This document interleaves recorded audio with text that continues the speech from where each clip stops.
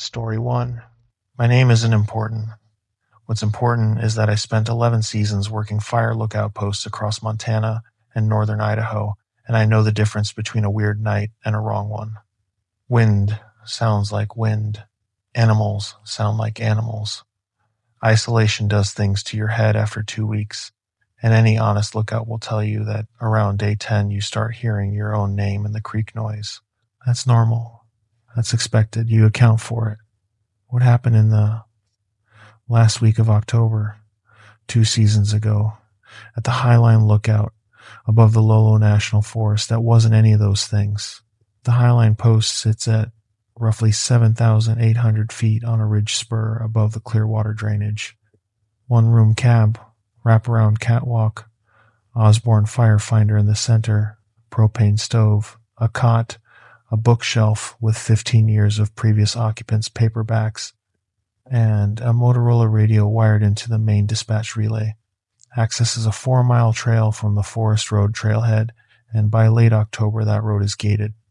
The seasonal maintenance crew pulled out the second week of the month. I was the last occupant, scheduled to winterize the cab and descend by the 31st. I had done end of season alone twice before. You clean the cab, drain the water lines, inventory the equipment, fill out the season close report, and you hike out with whatever you packed in. 4 days, maybe 5, simple work. The weather pushed east early that year. By October 22nd, we had the first hard frost on the catwalk boards, black ice on the approach trail, and a forecast window that had the first significant snowfall arriving on the 28th. I radioed down to the district office, spoke with the dispatcher, a woman named Renata who'd been coordinating lookout comms for 12 years, and we agreed I'd compress the winterization work into 3 days and arrange an earlier pickup. Supply helicopter, tentatively the 27th, weather permitting. She'd call the evening of the 26th to confirm. I filed that conversation in my head, undersolved, and got back to work. The first 2 nights were uneventful, cold, clear, the kind of dark that only exists above the tree line in October, deep and total and indifferent. I'd sit with my headlamp and a paperback until around 10 p.m., then sleep. The radio sat on its bracket doing what radios do between scheduled check-ins. Nothing. The check-in protocol was simple. I called in at 7 a.m., at noon, and at 7 p.m. Renata or whoever was on shift acknowledged. 3 times daily. If I missed one, they'd note it. If I missed 2 consecutive, they'd escalate. It's a system built around the assumption that something might happen to you, and I had always found that thought quietly comforting, the idea that someone was counting the calls. The first anomaly happened on the evening of the 23rd. I'd just finished my 7 p.m. check-in. Normal exchange, nothing notable. I set the handset back on the bracket and turned to the stove to start dinner. Maybe 4 minutes had passed when the radio crackled. It played back my exact words from the check-in. Not a recording quality replay, it sounded live, present, as if someone were speaking them fresh. My voice said, "Highline Base, this is Lookout 7 confirming all clear. Weather nominal, no smoke, temperature reading at 31 degrees. Then it stopped. I stood there with a spoon in my hand. The obvious explanations went through my head in order. Radio feedback possible, but it would have distorted. A relay bounce also possible, but relay bounces don't reproduce full sentences in sequence with correct cadence. Another lookout on the same frequency, unlikely, but I keyed the mic and asked if anyone else was on the line. Silence. Renata, when I reached her a few minutes later, confirmed the relay had been clean on her end and that she'd received no duplicate transmissions. Probably an echo off the ridge terrain, she said. I wrote it down in the station log with a timestamp. 14 minutes past 7 in the evening. I noted it as a radio anomaly, possible terrain echo, no further occurrence. That was the log entry I made. In my head, the word I actually used was probably. The second night, the 24th, I heard the latter. The Highline cab sits on a steel platform about 12 feet off the ground. The access ladder is a fixed metal structure on the south face, bolted to the platform frame, and it has a particular sound when weight is placed on it. Metal flex, a faint resonance that travels through the platform boards. After 11 seasons, I know that sound the way you know the sound of your own front door. 2 taps at the base. A third if you shift your weight wrong on the second rung. At 11:37 p.m., I heard 2 metallic taps from below. I was awake. I don't sleep well above 7,000 feet reading by headlamp, and I heard them clearly. I sat up and listened. Nothing more. I told myself it was thermal contraction, the steel cooling, and I believed it well enough to eventually sleep. The following night, at 11:34 p.m., I heard them again. Same interval, 2 taps, then nothing. I got up the second time and opened the trapdoor. Looked down at the ladder. The platform light a battery-powered LED. I'd hung on the south rail showed the first 4 rungs clearly. The ground below was empty. Frost on the soil, undisturbed. No animal tracks. The ladder itself was clean. I closed the trapdoor and sat on the edge of the cot for a long time. On the 25th, something changed. The tapping started again at its usual hour, but this time, after the 2 metallic sounds, the radio came on. Not static, not white noise. The radio produced my own voice, calm, professional, slightly flat the way I sound when I'm tired, and it said one sentence. It said, "Coming up now, open the hatch." I did not open the hatch. I stood in the center of the cab with my headlamp off, listening. The platform was quiet. The ladder did not shake. Below me, I could hear, or thought I could hear, something moving on the ground in a slow, even circuit around the base of the tower. It moved through the frozen grass with barely any sound. Whatever made that circuit took about 3 minutes to complete one pass, and then it would start again. I keyed the radio and raised Renata. She came on immediately. It was after midnight and not a scheduled check-in, so her voice carried the particular alert quality of someone who knows off-hours calls mean something. "You're okay?" she said. "I'm okay," I told her. "But I need to ask you something. Have there been any transmissions on this frequency in the last 15 minutes? She checked the relay log. "Nothing since your 7 p.m. call. You're the only active lookout in the district. The others closed out 2 weeks ago. What's going on?" I told her what I'd heard. She was quiet for a moment. Then she said, "I'm going to send the helicopter at first light, not the 27th. Tomorrow. You sit tight, and you don't open that hatch until you hear the rotors." I want to be clear about one thing. Renata was not a superstitious person. She coordinated lookout comms. She'd heard everything: nervous, rookies, equipment failures, wildlife incidents. One case years ago of a lookout who'd had a medical episode and had to be talked through self-assessment for 6 hours. She did not spook easily. Her decision to move the helicopter up by a day was not precautionary in the routine sense. She knew I was not panicking, and she moved it up anyway. I spent the night in the center of the cab. At 12:47 a.m., the trapdoor slammed, not from below, not from something trying to push it up. It slammed downward, as if the door had been lifted from below and then dropped. The impact was hard enough to shake the platform boards and rattle the firefinder tripod. I moved to the corner farthest from the hatch and kept my headlamp off. Then the radio came on again. My voice said, "I'm already on the ladder." I was standing 6 feet away from that radio. I didn't respond. I stood in the dark and listened to the circuit below resume its slow, even pace, 3 minutes per pass. I counted 7 full circuits before it stopped. At around 4 a.m., it went quiet. Not gradually, just suddenly done, the way a machine stops when you cut the power. The silence after was so complete I could hear my own pulse. The helicopter came at 7:12 a.m. on the 26th. I had already dragged my pack to the center of the catwalk, and I was sitting on it with both hands visible when the pilot swung into view. Ranger District Coordinator Pete Olmsted came with the pilot. I hadn't asked for that, but Renata had called him, and I was glad she had. Pete walked the platform, checked the ladder, inspected the ground around the base.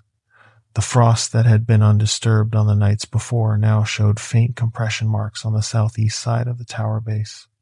Not boot prints, not animal tracks, just depressions, irregularly spaced, as if something had stood in one place long enough to soften the frost layer without actually breaking the crust. He photographed them. He wrote the report number in my station log, Lolo District Incident Report, filed under the 26th classification, Unexplained Equipment Anomaly and Wildlife Disturbance, further review pending. We both know that classification is wrong, but it's the one the paperwork supports. The radio equipment was pulled and inspected by the district tech. No fault was found, no mechanism that would explain a playback of recorded audio. The tech said the radio was incapable of storing and replaying transmissions, which I already knew. He put that in his report too. The latter showed no damage.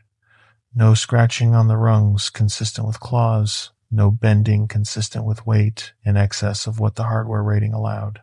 Whatever had put those two taps into the structure each night had done it without leaving a mark. I've thought about that a lot since. The precision of it, the consistency of the timing, the way it learned my check-in cadence and reproduced my voice in the correct protocol format, call sign, status, weather, temperature, without adding anything that would have made it clearly wrong. It didn't invent information, it repeated mine. It used the system I was already using, the schedule I was already following, the protocol I'd already established, and then it asked me to open the hatch in my own voice. I think about that single sentence and what it tells you about the thing that was down there. It wasn't trying to scare me out. It wasn't trying to drive me away. It was trying to get me to open a door. It was using my own credibility, my own calm, professional radio check voice to ask me to let it in. I don't know what it was. The Lolo drainage has stories, some of them old enough to be in Nez Perce oral tradition, some of them recent enough to be in Forest Service incident files. I didn't ask Pete what he thought it was. He didn't volunteer. What I know is what stopped it. It didn't stop because I confronted it. It didn't stop because I turned on the lights or yelled or fired a signal flare. It stopped at dawn, the way things do, when they've been working at the edge of darkness and the edge stops cooperating. And it stopped permanently, or at least paused, when there was nothing left to work with, no schedule, no hatch to ask for, no night left. Here's what I'll tell you, because I've thought about it for 2 seasons, and this is the part that matters. If you're working remote and isolated, and you start hearing your own voice come back at you through any kind of communication system, radio, phone, anything, do not respond to it. Do not correct it. Do not give it more of your voice to work with. It's learning your cadence, and every time you talk back, you're handing it better material. And if something asks you to open a door in the dark, no matter how much it sounds like you don't, stay at the center of whatever space you're in. Keep something solid at your back and wait for the light. Story 2. We turned around to backtrack and the trail was gone. Just trees and fresh orange tape leading deeper uphill. The trail we'd walked in on had been there an hour earlier. We'd both been on it. I had a paper map and a compass and a clear memory of the terrain, and none of those things could explain why the ground behind us now looked like it had been forest for the last 40 years. But the tape was there, crisp, dry, tied in neat loops around the branch stubs at exactly the interval you'd expect from a survey crew running line. We didn't follow it. That decision probably matters. This was a ridge loop in the Okanogan-Wenatchee National Forest in Washington State, a section of trail that sits north of the Entiat River corridor. My brother-in-law Garrett and I do this sloop every fall. It's become a ritual. 3 nights, about 26 miles. A climb that crests around 6,500 feet before dropping back into the valley. We've done it 6 times. We know the terrain well enough that neither of us carries a GPS unit, relying instead on the topo map Garrett laminated years ago and a compass he's owned since his wildland firefighting days. We started in the 2nd week of October, which is late enough in the season that we had the trailhead entirely to ourselves. The parking area was empty. The register box at the trailhead had one previous entry from 8 days prior, a solo hiker who'd done the lower loop only. We signed in, noted our expected return date of October 14th, and started up. The first day was clean. Conditions were good, cold enough at elevation to keep the mud firm, warm enough in the sun to stay comfortable, and the trail was clear of the blowdowns we sometimes deal with after the summer storm season. We made camp that first night at a site we've used before, a flat area beside a small unnamed creek at about 5,200 feet. Garrett cooked. I filtered water. We were in the tent by 9 p.m. The survey tape appeared the following morning. Garrett saw it first. He'd gotten up before me to check the weather and came back into the tent saying there was orange flagging about 40 yards up the trail. That wasn't unusual by itself. Survey crews do work in national forests, and flagging appears and disappears. We finished breakfast, and I went to look at it while he broke down the tent. It was a single strip tied around a branch about chest height on the uphill side of the trail. The plastic was bright, unworn, recent. The knot was a simple half hitch, the kind anyone does. Nothing suspicious about it as a standalone object. What bothered me was that it was tied to a branch on a spur trail. Not the main loop, a game path that veered off at a roughly 40-degree angle from our route, angling uphill into a section of the drainage that, according to the topo map, had no maintained trail and no survey corridors that I knew of. The tape wasn't marking anything on our route. It was marking a way off it.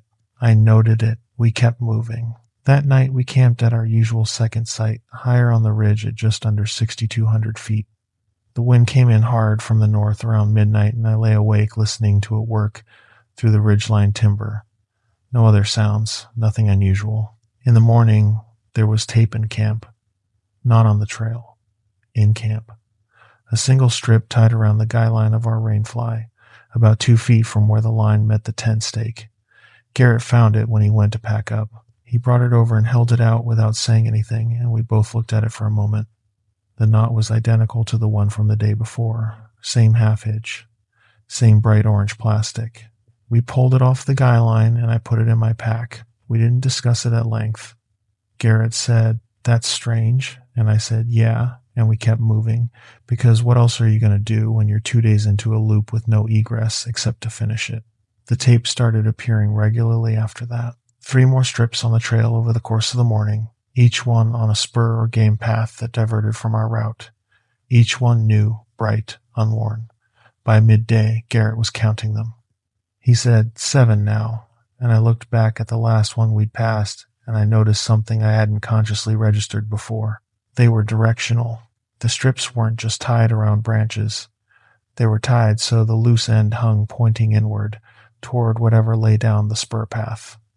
It was subtle, the kind of thing you'd dismiss as a coincidence of wind or random nodding, but 7 in a row, all with the loose end indicating the same direction, wasn't coincidence. Something was flagging a route, and that route was not ours. We made a deliberate choice around 2 p.m. to stay strictly on the map trail.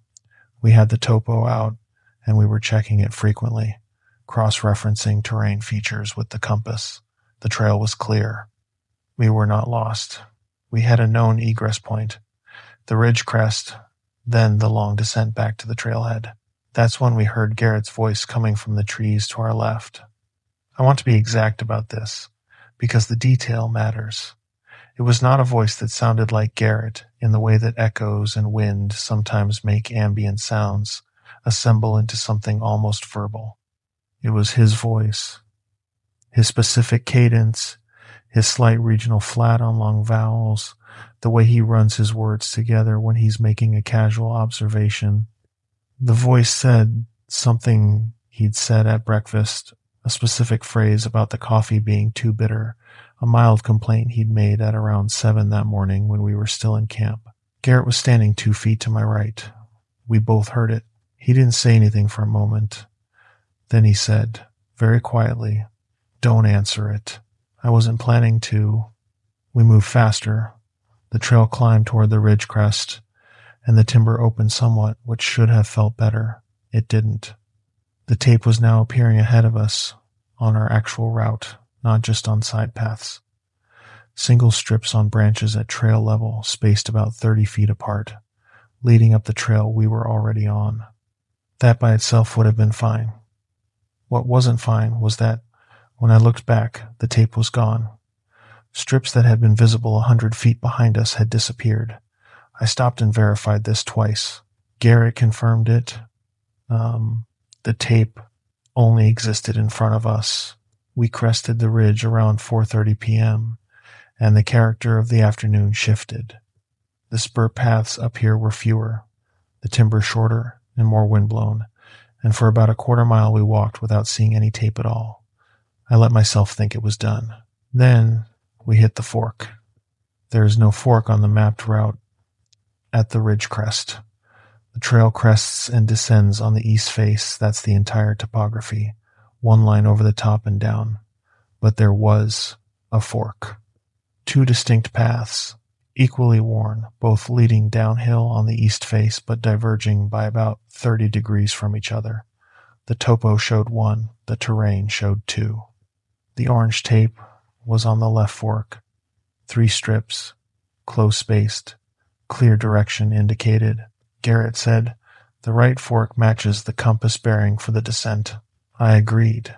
We took the right fork. The left fork was still visible beside us for about 200 feet of descent, running parallel before it curved away into a section of dense secondary growth and disappeared.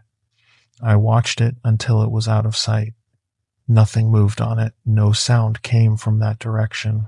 About 40 minutes into the descent, we reached what should have been the last switchback before the lower valley. Instead, we came to a dead end. The trail simply stopped. Not at a cliff, not at a washout. It just ended in a dense cluster of mature fir, the ground unbroken, no visible continuation in any direction. And around the perimeter of that dead end, tied to nearly every available branch at chest height, was orange flagging, dozens of strips, dense enough that when the wind moved through, the plastic rustled like something breathing. We were completely surrounded by it.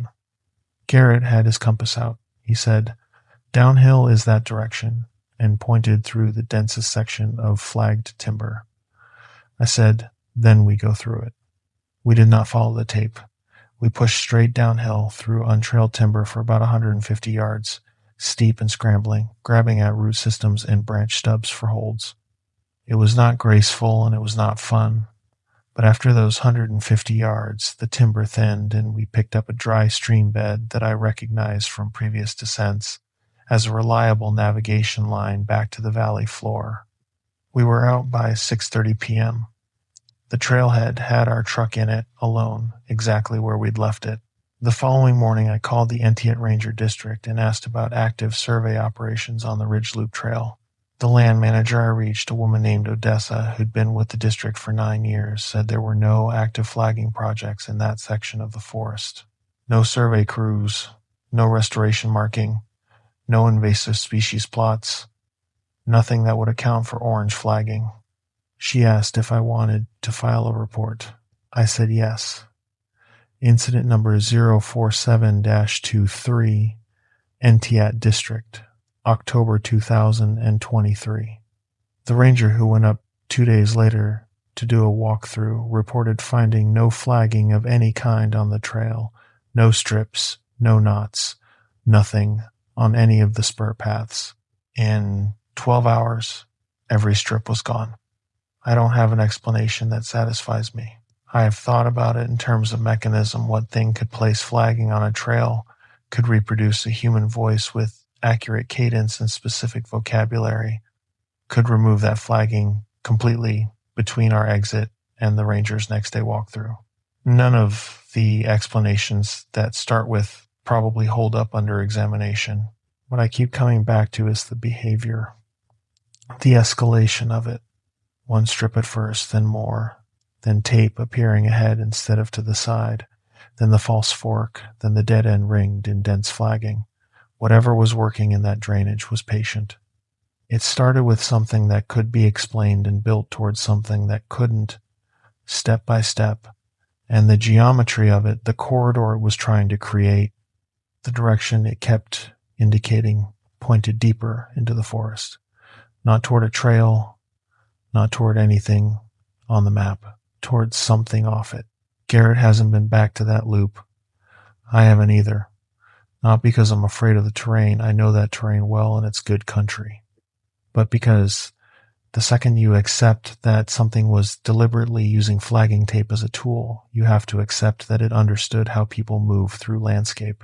It understood trail markers and what we do when we see them. It knew we'd follow orange tape. That level of understanding about human behavior is not comforting.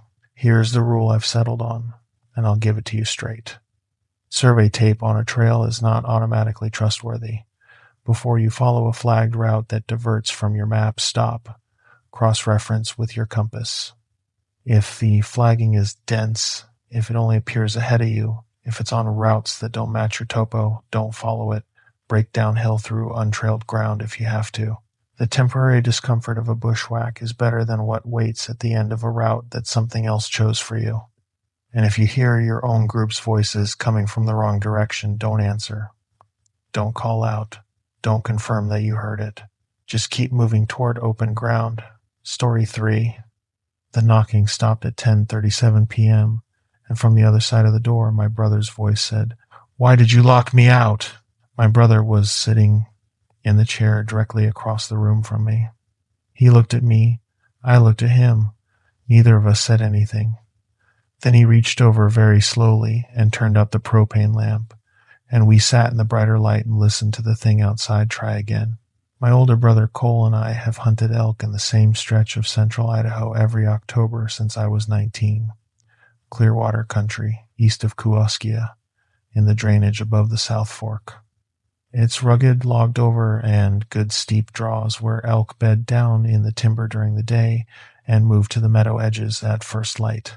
We've taken game there 7 of the 12 seasons we've hunted it, which is a solid record for country that steep. The cabin belongs to a man named Warren, who was my father's age and who inherited it along with 40 acres of private ground surrounded on 3 sides by the National Forest. Warren doesn't hunt anymore, his knees, but he lets us use the cabin in exchange for maintaining the water system and stacking a cord of wood before we leave each year. It's a working arrangement that suited everyone for a long time. The cabin is small and practical. Single room, propane heating, 2 cots, a wood stove for backup, a composting outhouse about 30 yards to the east. No electricity, no cell service.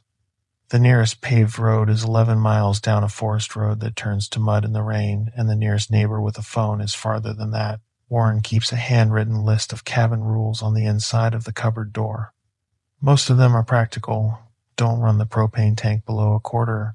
Don't leave food in the cabin overnight. Chain the gate when you leave. But the second item on the list had always stood out. Cole first pointed it out to me on our initial stay, maybe 12 years ago. We'd laughed about it at the time, because it was phrased oddly for a practical list of reminders. It said, "Do not answer the door after full dark." No explanation. No asterisk. Just that, in Warren's neat block print. When I asked him about it the following spring, Warren said his grandfather had written the original rule list in the 1940s, and he'd just preserved it when he took over the cabin. He didn't know the reasoning. He'd assumed it was about bears. The cabin is in good bear country, and someone half asleep at 2 a.m. fumbling for a latch before they've fully thought about what's on the other side is an accident waiting to happen. Bears or strangers, Warren said. Either one. We treated it as a general policy of caution and didn't think about it much until this past October. We arrived on a Sunday, the 15th, around 3 in the afternoon.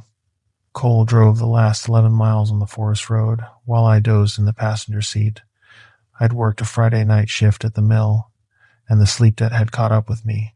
We unloaded the truck, checked the water system, stacked the last of the wood I'd brought from home, and settled in. The first evening was normal. We ate well, talked through the next day's plan, and were asleep by 9. Cole hunts hard and early, and I've learned to match his schedule over the years even when my body argues. The second night Monday is when it started. We'd come in at dusk, cleaned up, eaten. I was reading by headlamp, and Cole was going over his topo maps at the table. At 10:12 p.m., by the clock on the wall, a battery-operated thing Warren keeps there, we heard 3 knocks at the cabin door. They were deliberate, spaced, not frantic, not sharp, the kind of knock that expects an answer. We looked at each other. Expecting company? Cole said. I wasn't. Neither was he. We were 11 miles from pavement on a forest road that had no through traffic in a drainage where the only other hunters we'd seen in 12 years were occasionally parked at the Forest Service trailhead a mile below Warren's gate. The gate, which Cole had chained behind us on the way in. "Hello," Cole called toward the door. No answer. We waited another minute. I went to the window on the east side of the cabin, a small thing, curtained, and moved the curtain 2 inches. The propane lamp was bright enough to wash out my night vision immediately, but I could see the area directly in front of the cabin door. Nothing. The porch board's 3 rough planks on a timber frame looked empty. The outhouse was a pale shape in the darkness beyond. We attributed it to an animal. Deer, maybe, or a porcupine attracted to the salt in the timber framing. We went back to what we were doing.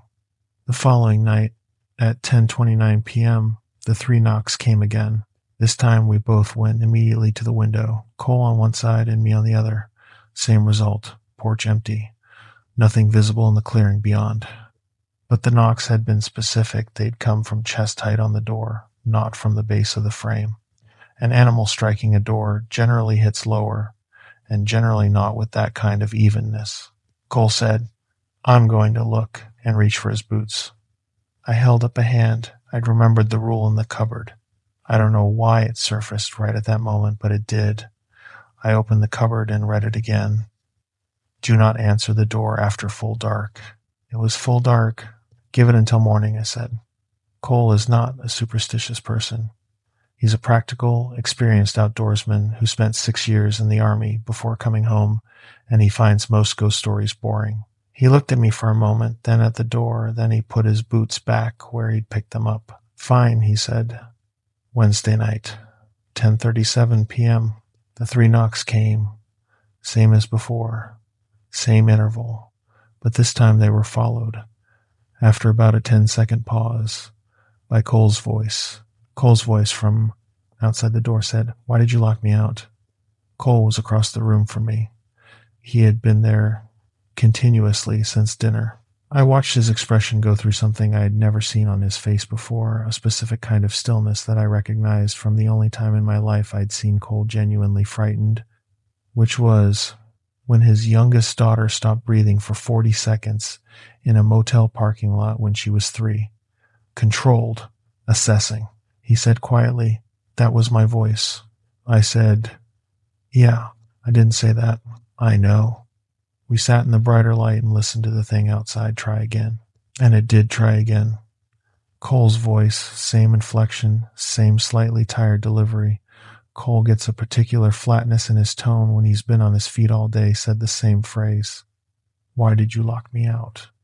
Then, after another pause, it added something new. It repeated something Cole had said at dinner. I don't want to write the exact words, because I don't want to give that sentence any more presence than it already has in my memory, but it was a specific observation Cole had made about the elk sign we'd found in a draw that afternoon. A specific sentence that only the 2 of us had heard, because there was no one else within miles. It had been listening, not just learning his voice, listening to his words, holding them, and now using them. Cole's jaw was tight. He looked at me and said, "Don't say anything back." I wasn't planning to. Thursday night, we laid out a system. Cole drilled 2 small holes in the east-facing wall. I'll fill them when we get back in, and threaded 2 short pieces of wire through them to see if anything crossed between the porch and the corner of the cabin. Not a formal alarm, just a disturbance indicator. If the wire moved, something physical had crossed that line. At 10:30 p.m., the knocks came. This time the voice was different. It didn't use Cole's voice. It used mine. My voice, from outside the door, sounding tired and slightly irritated, said, "Cole, come on, it's cold. Just open the door." Cole's wire was still. Whatever was out there was not standing on the porch and was not crossing the perimeter we'd marked. It was creating the sound from somewhere else. The voice had the slight directional blur of something that wasn't quite where it should be. Not dramatically off, not obviously wrong, but enough that If you were paying close attention, the spatial location of the sound didn't match the door it was pretending to come from. I had never heard my own voice coming from outside my own body before. I don't recommend the experience. We did not answer. Friday morning, first light. We walked the perimeter of the cabin. The ground around it was soft. We'd had rain the previous day, and there were prints. Boot prints. Not ours. A single stride pattern, walking a consistent circuit around the cabin at a distance of about 10 feet from the walls. The boots were a large size, wider than mine and wider than Cole's. The gait was even, regular, and the depth of the impression was consistent. All the way around, the same weight on every step, the same pressure, no favoring of any particular foot. The circuit was complete. Whatever had made it had walked around the entire structure multiple times. I photographed the prints. Cole measured the stride with his tape measure and wrote the number in his hunting journal. 31 inches. Consistent. No variation. We called Warren when we reached cell service on the way home. He listened without interrupting. When I finished, he was quiet for a long moment. Then he said, "My grandfather wrote that rule in the winter of 1946. He didn't tell my father why. He just said the rule needed to stay on the list." I asked him if his grandfather had ever said anything else about it. Warren said, "He said, whatever it is, it needs you to open the door.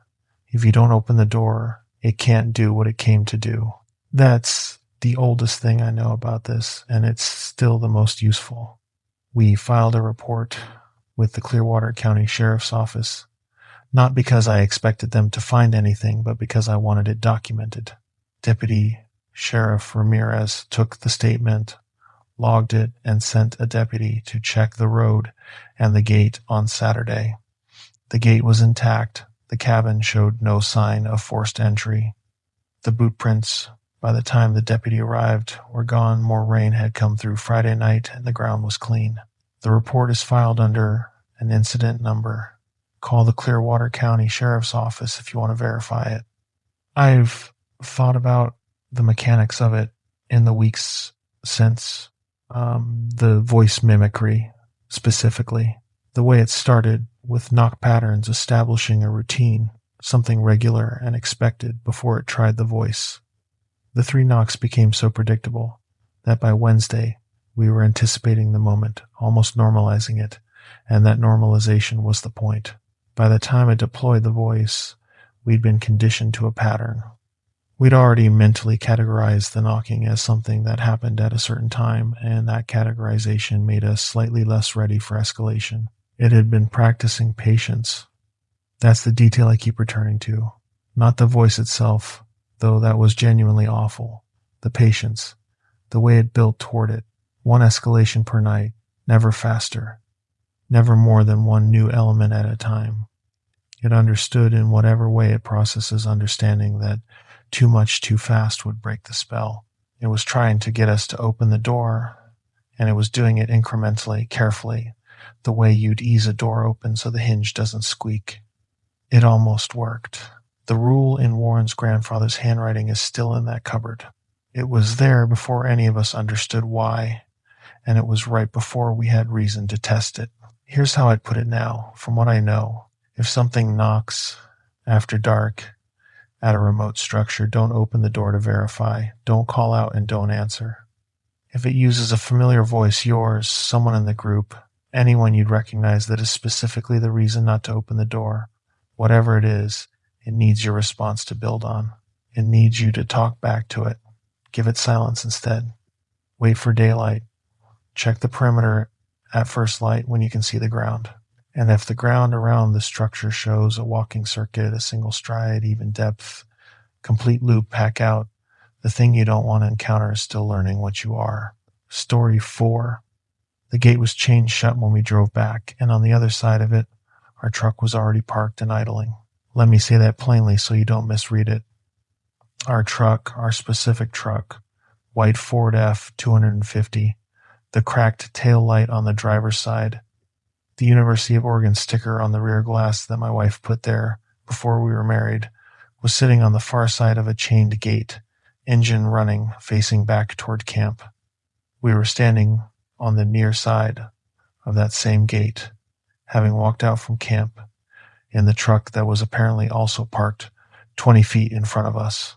That was the moment I understood that whatever had been pacing our campsite for 2 nights was not finished with us. I want to give you the context first, because without it, the gate story sounds impossible in a way that puts your brain into rejection mode. With the context, it sounds impossible in a different way, the kind that makes you sit with it. My wife Shay and I do dispersed camping in the Willamette and Siaslaw National Forests in Oregon 2 or 3 times a year. We have for a long time. We know the regulations, we know the etiquette, we know the difference between a forest road that's open and one that's borderline. We carry the right gear, file our trip plans with my in-laws, and stay aware of the seasonal closures. We're not rookies. The trip in question was a long weekend in mid-November, which is late for dispersed camping in the Oregon Coast Range. It's cold and wet, and the forest roads get rough, but we'd found a section of the Siaslaw that we'd been curious about since the summer, and the forecast was unusually clear. Cold nights, dry days. We decided to go. The forest road we drove in on was gated at the main junction, but had a pedestrian pass-through beside it.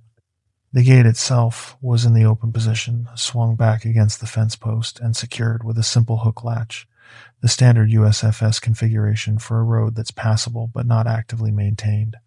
Shay noted the gate on the way in, as she always does, because knowing your egress status is basic practice. Gate open. No problem. We drove about 3.5 miles in and found a flat site beside a seasonal creek, mostly dry this time of year. Just a trickle between flat stones with good tree cover and a fire ring that previous campers had built and maintained responsibly. We set up the tent, got the camp organized, and spent a pleasant afternoon doing very little. The first evening was quiet. The second day we hiked up a ridge above camp. Nothing unusual. Good views, good air, no people. We saw a deer sign, a fresh bear scrape on a fur that we noted and gave space to, and about 8 miles of walking on unmaintained game paths and open ridge. We came back to camp tired and satisfied. The second night is where things started. Around midnight I woke up. Not from a sound, not from a bad dream, just woke, the way I sometimes do in a tent, when something shifts in the environmental baseline. The wind had been moving through the canopy since sunset, a steady northwest push, and the sound of it was consistent. But underneath that consistency, there was something that didn't fit it. Footsteps, deliberate, bipedal, at a consistent distance from the tent, not crashing through brush, not the casual movement of a deer passing through. This was a measured pace, maintaining a fixed radius around our camp the way you'd walk the perimeter of something you were assessing. I lay still and counted the passes. Each circuit took roughly 4 minutes. The stride was long, I was estimating, based on the cadence and the spacing of each impact on the damp forest floor, and whatever was walking out there had a significantly longer stride than mine. Shay was awake. She'd heard it too. We lay in our sleeping bags without speaking, listening to it circle for about 40 minutes before it stopped. In the morning, I walked the perimeter.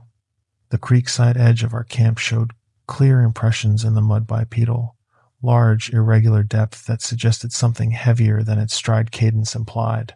2 full circuits that I could trace. The impressions disappeared into the leaf duff on the uphill side where the ground got too dry to hold them. We photographed them. We discussed leaving. We decided to finish the planned third night and pack out in the morning as originally scheduled, which I now think was an error in judgment driven by not wanting to feel driven off by something we hadn't even clearly identified. The third night. Nothing circled camp that night. Instead, around 2 a.m., a set of headlights appeared at the edge of the clearing down the forest road from the direction of the gate, maybe a quarter mile away. They sat there, stationary, for about 20 minutes. No engine sound that we could hear over the wind. No movement, just 2 white lights. At the 20-minute mark, they went out. Someone on the road, Shay said. Maybe, I said. We stayed in the tent until first light. When I walked down the road to the clearing edge, there were no tire tracks in the soft shoulder. The damp forest road surface, which should have held any impressions, clearly was unbroken. Whatever those lights had been, they hadn't been a vehicle on the road. We packed camp in the morning. I want to note that we were efficient, focused, and neither of us spoke about what we were thinking. We just moved.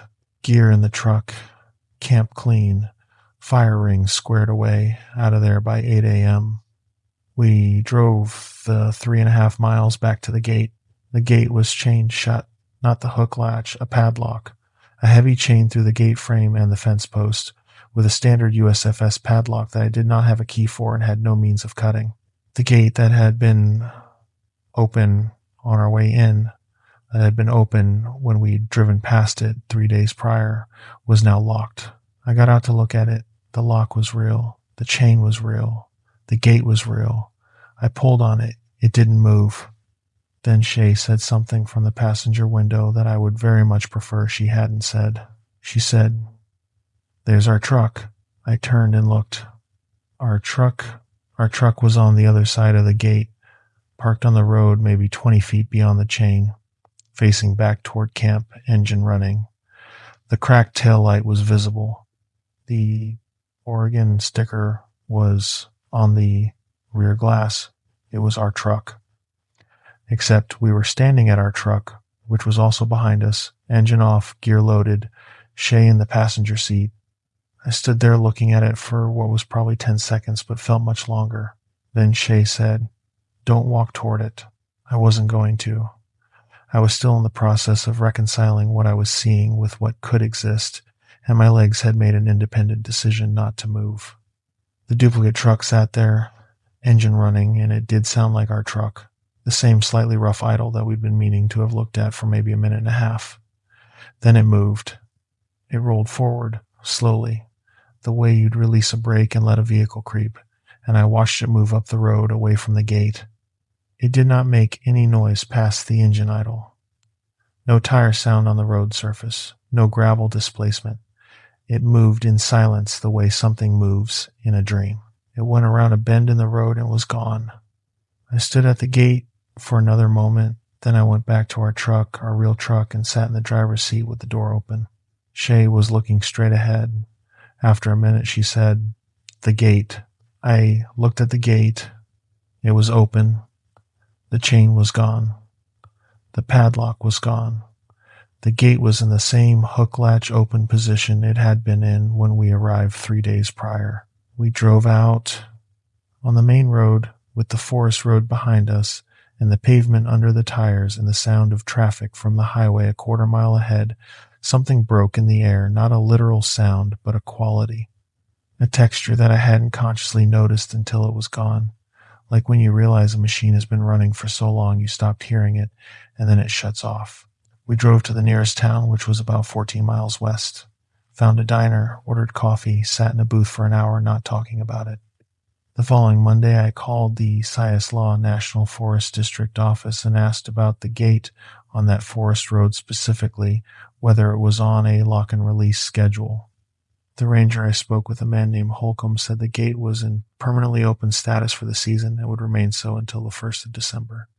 He checked his records while I was on the line.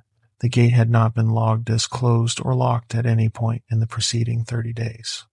"So the gate was definitely open when you went in?" he said. "Yes," I said. "And when we came back it was locked, and then it wasn't." He was quiet for a moment. "I'll send someone to check the hardware." Incident report number filed the following Tuesday. The responding ranger confirmed the gate hardware was intact and in open position. No chain, no padlock, no indication of any lock having been applied. What was the truck? I've thought about this more than anything else. The physical object, the specific, accurate representation of our vehicle, parked on a road we needed to cross, engine running, waiting, was the clearest departure from anything explainable. It wasn't a shape in the dark. It wasn't an indistinct figure. It was a truck, our truck, with the specific cosmetic damage that makes our truck ours. Whatever created it had seen our truck for 3 days. It had learned it well enough to reproduce it in daylight at close range. And it put it on the far side of the gate, on the side we needed to get to, and ran the engine and waited It was asking us to walk through the gate. Shay's instinct don't walk toward it was exactly right, and she had it faster than I did. Whatever was on the other side of that gate was not our truck, and the road beyond it was not the road we needed to be on. The highway sound from the main road, when we got close enough to hear it, was the thing that broke the effect. I don't know why. But when that traffic noise reached us and the gate swung open, whatever had been constructed around that gate stopped holding. Open ground, real traffic, real road. That's what broke it. If you're on a forest road and the gate you came in through is now locked when it should be open, stop before you get out of your vehicle. Look at what's on the other side before you approach. If something is on the other side that shouldn't be there, an object, a figure, anything, do not approach the gate.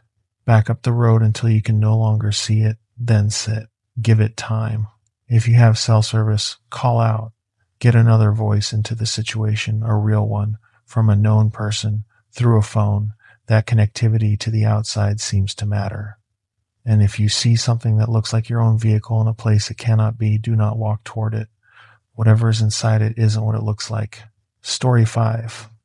I froze when I saw our footprints ahead of us in the mud, fresh, pressed deep the way wet alpine soil holds a boot and facing the same direction we were walking. Tobin stopped beside me. He looked at the prints, then back at the trail behind us, then at the prints again. Those are ours, he said. We haven't been on this section, I said. Neither of us said anything after that for a while. We just stood there on a high trail in the San Juan range of Colorado and tried to figure out how our own boot patterns had gotten in front of us on ground we hadn't yet crossed. We didn't figure it out.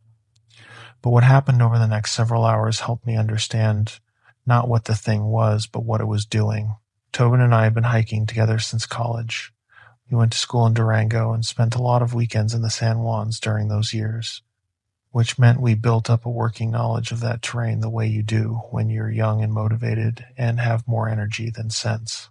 Post-college, we both ended up working in the same industry, living in different cities, and the annual backpacking trip became the thing that kept the friendship functional. This particular trip was a basin loop I'd been eyeing for 3 years. It drops south from the Silverton area, descends into a high glacial basin at around 11,800 feet, circles the basin floor, and climbs back out on the east ridge before returning on the main trail. The basin itself is a hanging valley, the kind of compressed, walled-off terrain that makes the Colorado high country feel like a different world. Walls on 3 sides, a small tarn at the center, meadow grass and broken talus, and in late September, just enough color left in the alpine vegetation to make the whole thing look slightly unreal. We entered the basin on a Saturday, the 23rd of September. Weather was good, cold overnight, clear by 9 a.m., the afternoon building some cloud, but nothing that looked threatening. We made our camp at the north end of the basin floor near the tarn, set up before noon, and spent the afternoon exploring the basin perimeter before the light went. Nothing unusual on day 1. The first anomaly happened on Sunday morning, roughly 6 hours before the situation fully developed. I was up early, filtering water from the tarn while Tobin was still in the tent. The basin was quiet and no wind yet, the peaks above still lit in the flat early light. I was crouched at the water's edge when I noticed the echo, basin's echo. This is normal topography. The walls reflect sound back, and in a basin, this enclosed, the effect is pronounced. I'd registered the echo effect the previous afternoon when we'd been talking as we walked, our voices coming back at us off the south wall with a half-second delay. Standard stuff. But when I spoke just testing, I said something mundane. I think I said, "Come on to the filter pump," which was slow. The echo that came back was slightly longer than it should have been. The delay was maybe 3/4 of a second instead of half, and the word it returned was not quite the word I had said. I had said, "Come on." The echo said something that sounded at the edge of intelligibility, like it was trying to get the vowel sounds right but landing slightly off. Like a recording degraded just enough to be wrong without being clearly wrong. I stood up and looked at the south wall. Nothing there, just rock. I told myself the acoustics were complicated. I filtered the water and went back to the tent. By midday, we'd started the basin circuit, moving south along the west wall before swinging east across the talus field toward the far end of the basin. The basin floor had a soft section near the center snowmelt drainage that hadn't fully dried, a strip of saturated ground maybe 30 feet wide, and we'd crossed it on our way south, leaving a clear record of our boot prints in the mud. When we crossed the east side of the basin and began working north toward the tarn from the opposite direction, we passed the soft ground section again, this time from the east side, looking across it. Our boot prints were there, facing south, the way we'd walked. That was expected, but there was a second set of prints pressed into the mud at almost exactly the same depth and spacing as ours, facing south as well and extending a full 10 feet ahead of where our prints ended. Not behind us, ahead, facing the same direction, same approximate boot size, same stride. We both crouched down and looked at them. The impressions were fresh, the mud had not dried at the edges, which meant they were recent. They stopped at the far edge of the wet ground where the talus field started, as if whatever made them had stepped from the mud onto rock and simply ceased to be trackable. There was nothing on the talus, nothing moving on the basin walls. The basin was empty except for us. Tobin took photographs. We looked at our own prints, then at the second set, side by side. The tread pattern was different. My boots are Salomon X Ultra, and the second set was a shallower, broader tread, like an older pattern. Not our boots, but the size and stride were close enough to ours that, from a distance, you'd have to look carefully to tell the difference. We continued the circuit.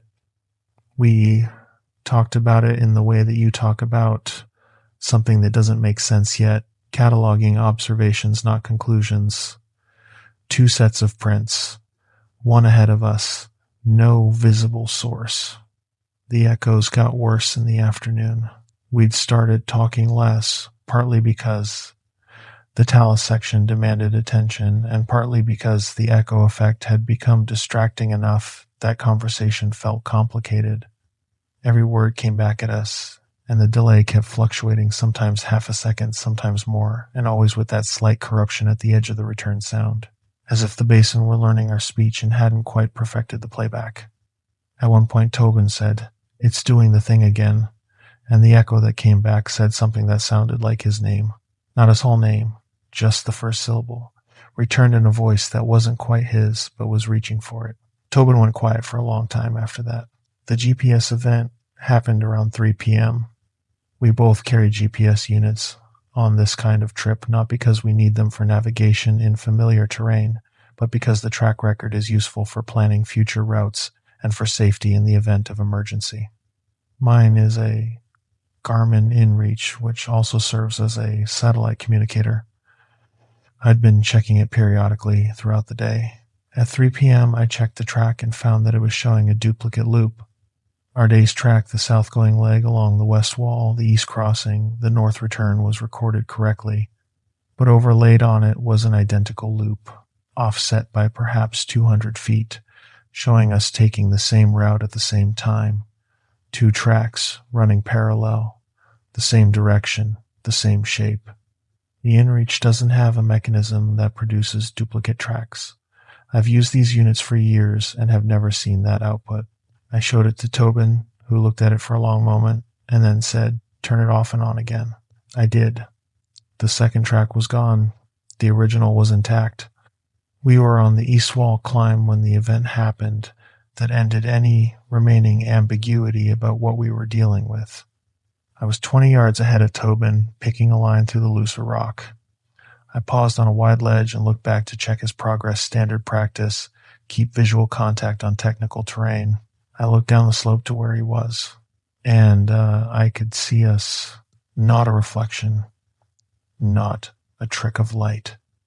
At the south end of the basin floor, in the meadow section we'd crossed an hour and a half earlier, 2 figures were moving north.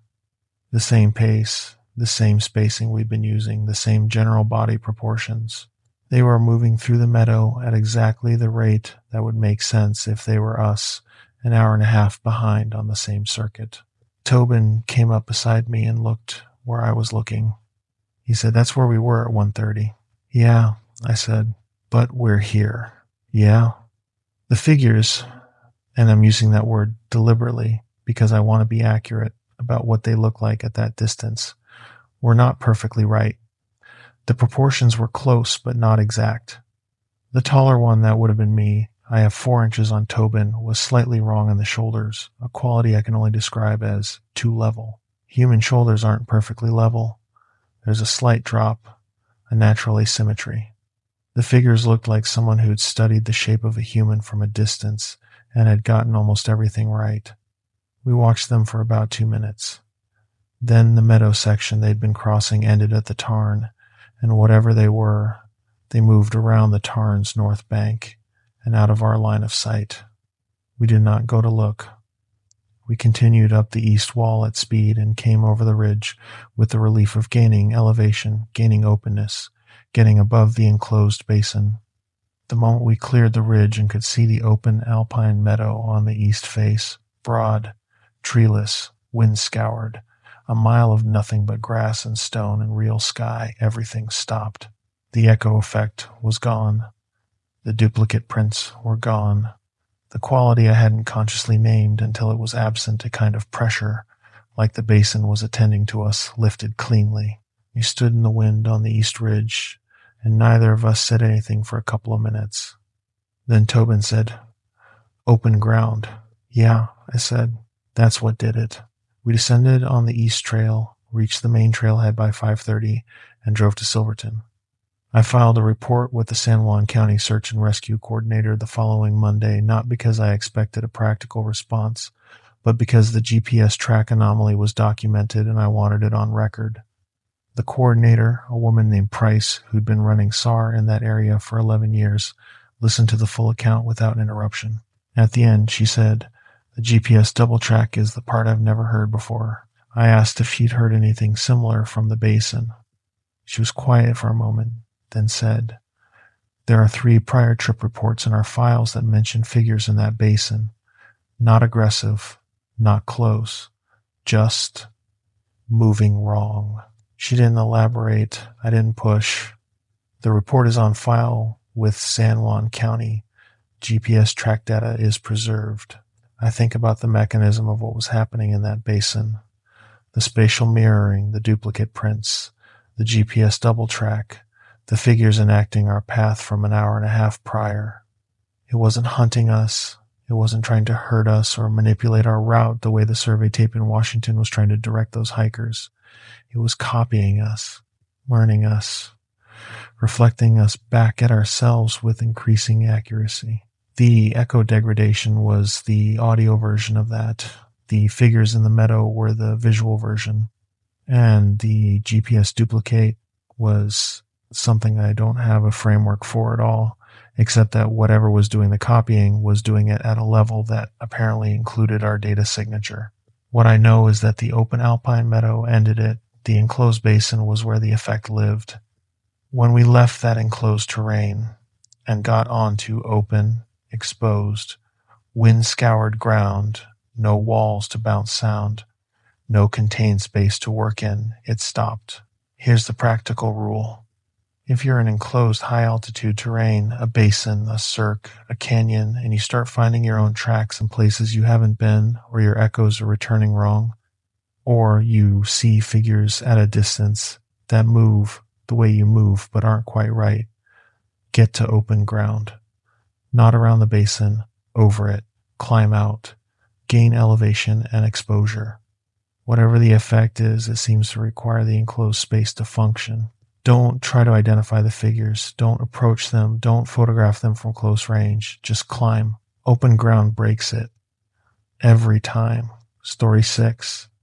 The missing hiker called my name from the ravine, and my radio answered him with my own voice telling the team to move into the trees. I had not keyed the mic.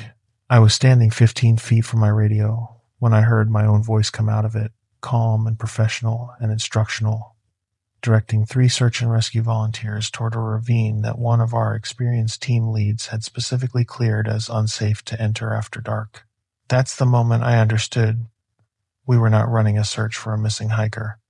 We were the thing being searched for. I've been a volunteer with Pacific Northwest Search and Rescue for 9 years.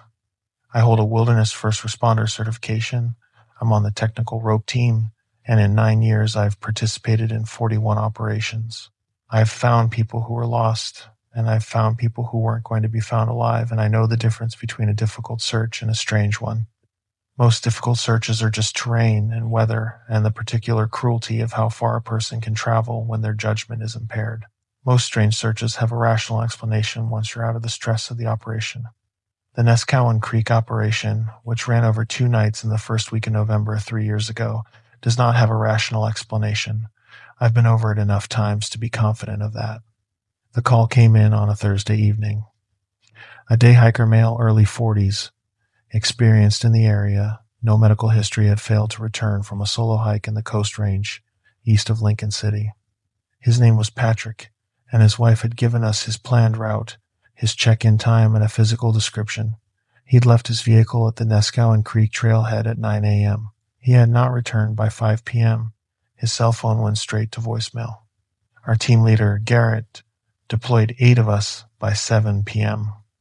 We had 2 4-person sub-teams working the main trail and the 2 primary spur trails, a base camp at the trailhead, and a radio relay point at the high ground above the ravine section where the terrain gets complicated.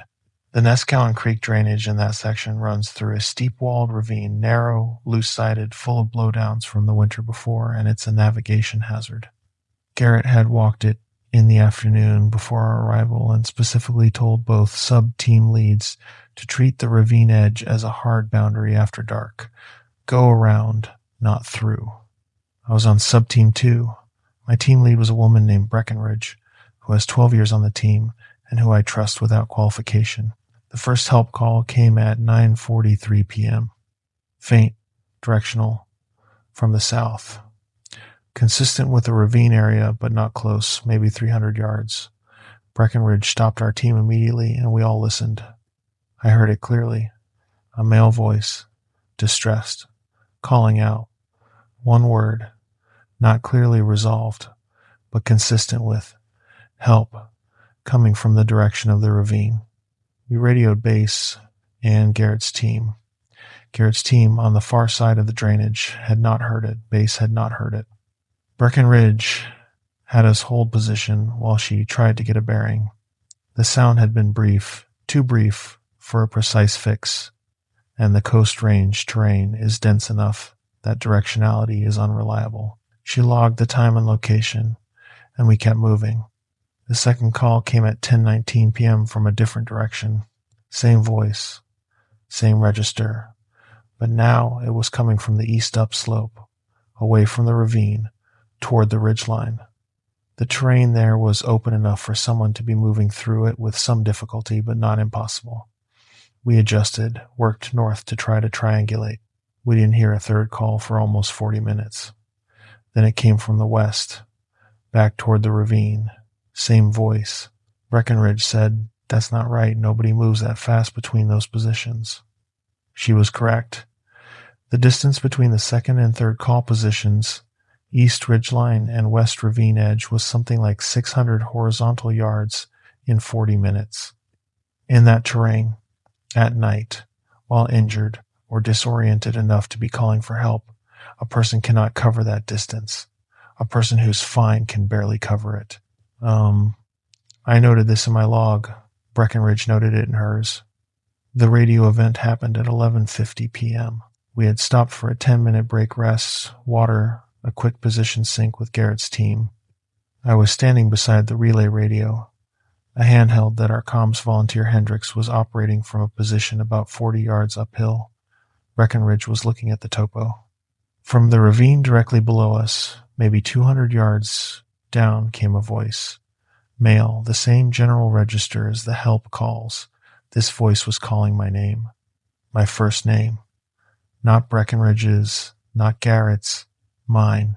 Spoken clearly, with a slight upward inflection at the end that made it sound like a question, as if someone who had heard my name used earlier in the evening was now deploying it. I did not respond. Breckenridge put her hand on my arm, not to restrain me, just a professional gesture of a team lead keeping her person in place. We listened. The voice called my name again, same inflection. Then it added, "Come down." And then, and this is the part that I have turned over and examined from every angle I have access to, my radio answered. The hand held on Hendrix's belt, 40 yards uphill from where I was standing, keyed open and produced my voice. My voice, calm and in my standard operational cadence, said, "Team 2, move to the ravine edge. Confirm you're moving." I had not said those words. I had not keyed any radio. The command came out of a radio I wasn't touching, in my voice, with the inflection I used during operations measured, clear, not rushed. Hendrix looked at his radio. Then he looked up at me. I made a sharp cutting gesture with my hand. "Don't comply. Don't acknowledge." He understood. We pulled back from the ravine edge immediately. Breckenridge got Garrett on the radio and explained what had happened, what the voice in the ravine had done, and what the radio had done after it. Garrett listened without interrupting. When she finished, he said, "Both teams are consolidating at base. Move now." We moved. On the way back to the trailhead, we found Patrick's water bottle. It was sitting upright on a flat rock beside the trail, about a quarter-mile from the trailhead. Not where he would have dropped it if he'd been in distress. It was placed. Someone had set it upright, deliberately, in the center of the trail. Base camp was at the trailhead. When all 8 of us were there, Garrett did a head count and then looked at the rock where the water bottle had been found. He said nobody on either team came through that section before the bottle appeared. We knew. All 8 of us knew exactly where we'd been all night. The water bottle had been placed while we were all away from that section of trail. We stopped the search at 12:40 a.m. and secured base camp. Patrick was found at 7:15 the following morning by the day shift team, 2 miles in the opposite direction from the ravine, sitting on a log with a twisted ankle, hypothermic but alive. He'd been there for most of the night. He hadn't called out he'd lost his voice by late afternoon from dehydration and hadn't tried to yell since around 4 p.m. He had never been anywhere near the ravine. The helicopter that came in for the morning shift broke the night open rotors, radio traffic, the sudden mechanical presence of a coordinated extraction. That sound, that signal from the real world of roads and airspace and coordination seemed to clear the air the way waking from a fever clears your head. The night shift was over, and whatever had been operating in that drainage had no more material to work with. I've thought about what it was using. The voice mimicry plausible call for help, directional enough to be credible, was designed to move us. Each call was from a different position, working us along the ravine edge, keeping us oriented toward the drainage. It knew our search behavior. It knew we'd respond to a voice calling for help because that's exactly what we were there for. It knew that a voice calling a specific person's name has an additional pull, more specific, more urgent, more hard to dismiss than a generic help. And when none of that moved us to the ravine edge, it used the radio. I don't know how it produced my voice through a radio I wasn't near. I don't know the mechanism. But the choice of content, Team 2, move to the ravine edge, confirm you're moving, was exactly the kind of instruction that a search team member would follow from a team lead in operational context. It was using my voice to deliver an order that sounded like it came from someone with authority over the team. If Hendrix had been a different person, or if Breckenridge had been a different kind of lead, or if I'd been 2 seconds slower with the cutting gesture, we might have moved. 3 people toward the ravine edge at night in response to an order in their colleague's voice. I think about the ravine and what it contained, and I'm glad we didn't find out. The incident report is on file with Lincoln County Sheriff's Office and with our SAR organization's internal documentation system. It's classified as an unexplained radio transmission event with associated auditory phenomena. The official explanation in the county report cites terrain echo and radio equipment malfunction. Our internal report does not use the word malfunction. If you're on a search and rescue operation or any group activity in dense terrain, and you hear a voice calling for a specific person by name from an unknown location, do not move toward it without confirmed visual or direct two-way communication. Name specificity is not evidence of legitimacy. It's evidence that whatever is calling has been listening. If you hear your own voice come from a radio you're not operating, stop. Do not follow the instruction. Remove yourself from the direction the voice indicated and get visual confirmation from every team member before moving again. And if a voice from the trees tells you to move toward a specific hazard, a ravine, a cliff edge, deep water, do not move. Whatever instinct is telling you that someone needs help down there is being exploited. The sound is not the person. Wait for the helicopter, wait for daylight, wait for something from the real world to break the frame. Story 7. The ranger's voice drifted from the trees, telling me to walk toward him while I could see his truck headlights still miles down the road. Not near the tree line. Not at the forest edge. Miles away, down the switchback road, moving slow and steady the way a vehicle moves on rough terrain. The truck's lights were real. I could track them. They were still a long way from where I was standing. The voice was not coming from the truck. The voice was coming from the trees directly in front of me, maybe 40 feet in, telling me to come toward it in the ranger's exact speech pattern, using his name. The ranger was still in his truck. The truck was miles away. The voice was here. Let me give you the context, because this one requires it. I was solo dispersed camping in the Bridger Teton National Forest in Wyoming, an area east of the Snake River Range, in a section of the forest that sees light visitor traffic even in summer and almost none in late October.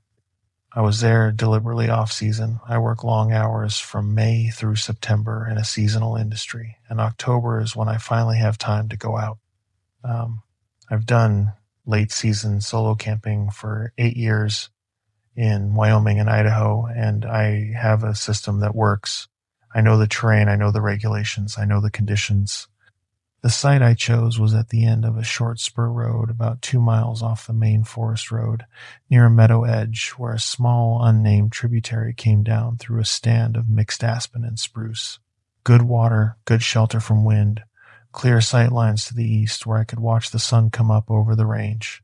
I'd scouted it from the map and the aerial imagery before I left home, and the site was exactly what the map suggested. Good country. I drove in on a Friday afternoon. The forest road gate was open. I passed no other vehicles on the way in, which I expected this was a weekday in late October, and the elk hunters who'd been through the area earlier in the month were largely done. The trailhead register showed no entries for the previous 11 days. I set up camp, made dinner, and was watching the stars from my camp chair at around 8 p.m. when I heard a vehicle on the main forest road below. This was notable because I had expected to be alone.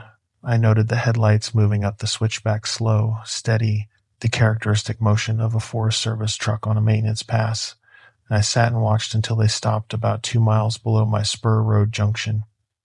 The vehicle didn't come up the spur. It just sat there, lights on, idling in the way of a truck parked with the engine running. About 20 minutes later, the radio crackle, distant, faint, the kind of traffic you pick up in still mountain air when a Forest Service unit is close enough. I couldn't make out content, just the cadence of radio exchange. The lights stayed stationary for another 10 minutes, then started moving back down the main road the way they'd come. I thought, evening maintenance check, noted and moved on. The second night Saturday, the truck was back. Same position, same time, roughly. Around 8:15 p.m., the headlights appeared on the switchback below, climbed to the same approximate location, stopped. I'd been inside the tent reading, and I came out when I heard the engine sound carry up through the still air. The truck sat there for about 30 minutes. Then something different happened. A voice. Not from the truck's direction. From the tree line directly north of my camp, about 40 feet into the spruce stand. A male voice, the kind of deliberate official cadence you get from a ranger doing a welfare check, not aggressive, not urgent, just professional. The voice said, "Hello, camper, Forest Service. Can you step out and talk with me?" I stood at the edge of my camp and looked at the tree line. No shape in the darkness, no headlamp, no crunch of footsteps on the frost-hardened ground, just the voice. I looked back down the mountain. The truck lights were still there, stationary, where they'd been 2 miles down. Not here. I said, "Hello?" The voice said, "Step toward the tree line so I can verify your permit." I did not step toward the tree line. Instead, I said, "Your truck is down the road. I can see your lights." A pause. Then the voice said, "I walked up from the spur junction. Easier than driving. Come on over." I want to note the specific quality of this exchange, because it's the thing that has stayed with me longest. The voice adapted. When I pointed out that the truck was visible on the road below, it didn't quit. It generated an explanation. A plausible one. Rangers do walk trail sections. The spur junction to my camp is not an impossible distance to walk in reasonable time, but the frost-hardened ground around my camp was undisturbed. I could see it in the light from my headlamp. There were no boot prints between the tree line and my camp. A ranger who'd walked up from the spur junction would have crossed open ground to reach the tree line. That ground was clean. And the cadence was wrong. Not badly wrong. Not uncanny valley wrong the way bad voice mimicry is wrong. Just slightly wrong at the edges, the way a very good impression is slightly wrong. You can't always say exactly why, but something in the timing of breath between sentences isn't right. I said, "I'll wait for you to come out of the trees." Silence for about 10 seconds. Then the voice said, "Come on, son. It's cold.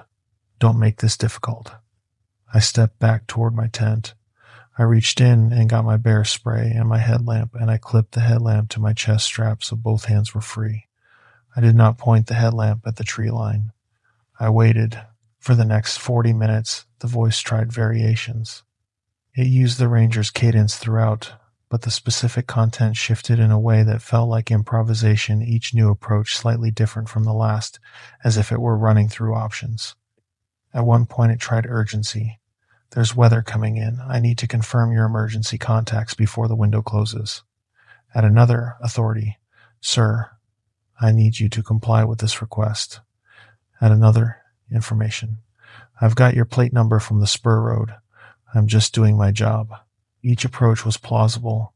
Each approach was something a real ranger might say in a genuine situation, but it didn't move. Not once in 40 minutes did I hear footsteps. Not once did I see a shape at the tree line. Not once did the voice's origin point shift. It stayed in exactly the same position, coming from approximately the same tree depth at the same height and projection. A real person paces when they're waiting. A real person shifts position. A real person's voice reflects that movement. This voice was stationary. Precisely, deliberately stationary. The truck lights on the road below had not moved. At around 9:40 p.m., the lights started moving again. Coming up the road, this time not leaving, moving toward the spur junction with the deliberate pace of a vehicle that was coming to check something. The voice said, "There he is. That's my partner coming up. You'll meet us both now." I said, "I'll wait here." The lights came up the main road, reached the spur junction, turned, started up the spur toward my camp. I stepped to the edge of the clearing to have a clear view of the spur road, and as the headlights came around the last bend and my camp went bright with real artificial light, the voice stopped. Not tapered off, not finished his sentence, and stopped, cut off mid-word. One moment it was producing sound, and the next moment there was nothing from the tree line but the normal November air. The truck was a Bridger Teton National Forest unit, white with a green stripe, and the ranger who got out of it was a heavy-set man named Vasquez, who had clearly been doing maintenance rounds and had seen my camp light from the road. He was friendly, verified my permit, checked my fire equipment, asked if I'd seen anything unusual. I told him about the voice. He got a flashlight and walked the tree-line perimeter with me. No footprints in the frost anywhere on the north side of the clearing. Nothing inside the tree line that we could see. No one had walked out of those trees, because nothing had walked in to begin with. He noted it in his log. I watched him write it, a short entry in the pocket notebook he carried. He said he'd report it at the station. He did not say he'd heard anything similar, but he also didn't dismiss it. He just wrote it down. Before he left, he said something I've kept with me. He said, whatever it was, it left when the lights came up. That's what they do. I don't know who the they was in that sentence. I didn't ask. The incident is in the Bridger Teton National Forest Ranger log for that district. I filed a follow-up report at the district office on Monday morning when I drove out. The station supervisor, a woman named Oswald, took a written statement and gave me an incident number. The report classifies the event as an unexplained auditory incident in the Thane district, October 22nd. Vasquez's field note is in the same file. Here's what I've concluded from this, combined with the other incidents I know about. Whatever creates these voice events seems to require something from you. A response, a movement, a decision. It speaks to get you to do something, move toward it, open a door, approach a boundary it controls. Every account I've heard or experienced follows this pattern. It does not simply approach you. It calls you toward itself. The threshold at which it stops seems to be the point where you have real connectivity to the world outside the isolated space.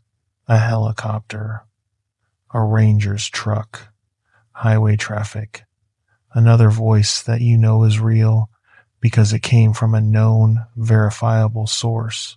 When that outside signal enters the space, whatever the effect was stops working. So here's the rule, as plainly as I can state it.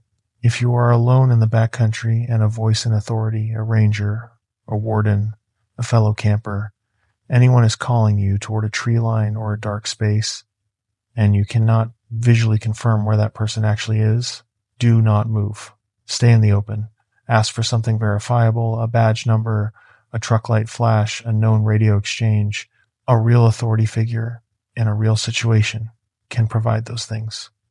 If it adapts its story when challenged rather than proving itself, if the explanation shifts, if it has a new reason for everything, you trust the pattern more than the words. And stay where the light reaches. Wait for real headlights. Wait for a vehicle you can track and confirm. The thing in the trees chose to stop when Vasquez's lights came up the road. Not when I told it to stop. Not when I challenged it. When real light arrived from the real world and there was nothing left it could use. That's what it needed from me, to step into the dark before the light got there. I didn't. Those are all 7 accounts from this compilation. Every incident is documented, ranger logs, county sheriff reports, SAR incident files. The links to all 7 are in the description below. If you've had something similar happen, voice mimicry, entity mimicking, authority figures, things that stop at light or water or open ground, share it in the comments. We're building a pattern map, and every account matters. Subscribe and hit the bell if you want to hear the next compilation when it drops. This channel goes deep into documented encounters, things that left paper trails, things that people filed reports on, because the scariest part of most of these stories isn't what happened in the dark. It's the incident number sitting in a filing cabinet somewhere, waiting for someone to pull the file. Stay safe out there. Stay on the open ground.